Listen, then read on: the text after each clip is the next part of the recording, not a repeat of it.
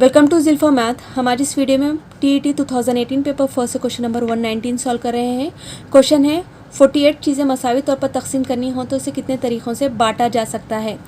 तो यहाँ पर हमें चीज़ों की तादाद दी गई है और हमें क्या पता करना है कि अगर इन 48 चीज़ों को हम मसावी तौर पर तकसीम करें तो हम कितने तरीक़ों से इसे तकसीम कर सकते हैं। तो यहाँ पर इस तरह के क्वेश्चन में हमें इस दिए हुए तादाद के कुल आद पता करने होते हैं, यानी 48 के कुल आद कितने होंगे हमें यहाँ पर पता करने हैं। तो चलिए सबसे पहले 48 के आद पता कर लेते हैं। 48 के आद को इंग्लिश में डिवाइजर्स कहते हैं। तो डिवाइजर्स 48 के क्या आएंगे 1 2 3 4 6 8 12 16 24 48। अब इनकी कुल तादाद कितनी है ये पता करना है। 48 के कुल आद कितने हैं? 1 2 3 4 5 6 7 8 9 10 हैं। तो 48 के कुल आद की तादाद 10 हैं। तो हम 48 चीज़ों को मसावी तौर पर 10 तरीक़ों से तकसीम कर सकते हैं। तो यहाँ पर आंसर ऑप्शन 3 होगा 10। लेकिन अगर यहाँ एग्ज़ाम में आपको 48 की बजाय अगर बड़ा नंबर दिया जाए तो इसी मेथड से आप उसे सॉल्व करने की कोशिश करेंगे, लेकिन ये एक लेंदी मेथड हो जाएगा। तो उसके लिए मैं आपको एक शॉर्ट ट्रिक बताऊंगी जिसकी मदद से आप बग़ैर 48 के आद पता किए ही 48 के कुल आद की तादाद पता चल जाएगी। तो चलिए पता करते हैं क्या मेथड है वो। तो यहाँ पर 48 को हम किस तरह से लिख सकते हैं 12 इंटू 4 या फिर 8 इंटू 6 भी लिख सकते हैं।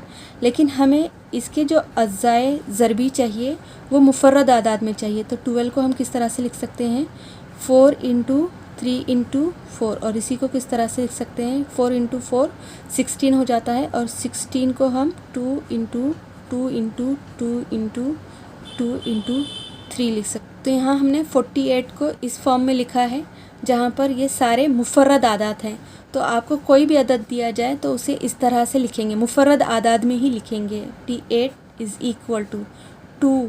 अब यहाँ पर 2 कितने बार आया है 1 2 3 4, तो इसका ख़ुव्वत क्या होगा 4 होगा इंटू 3।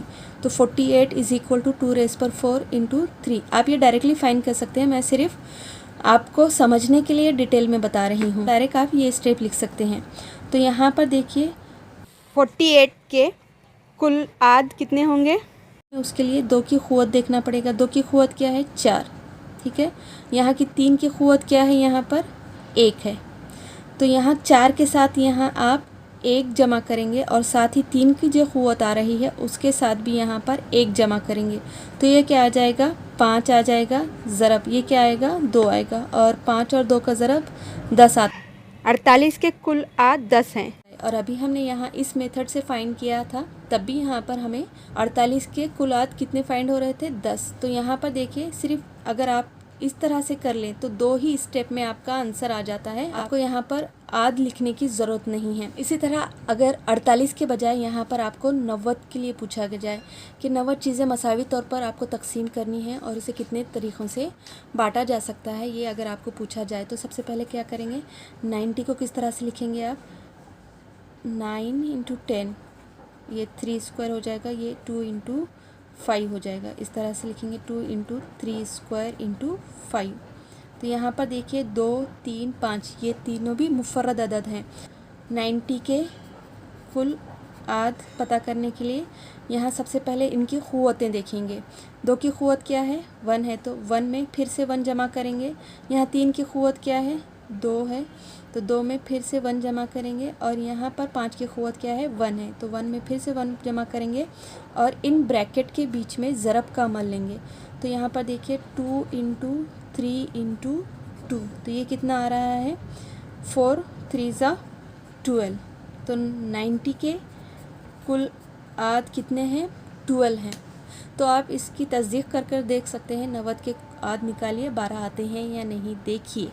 स्वयं क्वेश्चन सॉल्व कीजिए, लेकिन 48 के बजाय यहाँ पर 36 और 144 लीजिए और इस शॉर्ट ट्रिक का इस्तेमाल कर कर मुझे बताइए कि आंसर क्या आता है। अगर ये वीडियो और ये शॉर्ट ट्रिक आपको पसंद आई है तो प्लीज़ वीडियो को लाइक करें, ज़्यादा से ज़्यादा शेयर करें। चैनल को अगर सब्सक्राइब नहीं किया है तो चैनल को सब्सक्राइब कर दें और कमेंट कर कर ज़रूर बताएं कि आपको वीडियो कैसा लगा। Thank you for watching.